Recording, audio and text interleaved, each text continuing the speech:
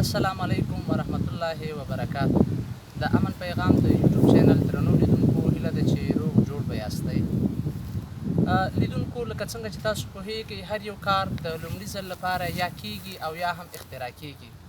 لکه قتل چې په دنیا کې د اول ځل لپاره قابل وکړي او تر قیامته پورې چې څومره قتلونه کیږي د ده به پکې حصه وي. همدغسې زموږ نن موضوع مو د لمونځ په باره کې درته ټاکلی. درځئ درته ووایم چې لمونځونه د اول ځل لپاره چا وکړه. د سهار لمونځ د لومړي ځل لپاره حضرت آدم علیه السلام کړی او د ماسپښین لمونځ د اول ځل لپاره حضرت ابراهیم علیه السلام کړی.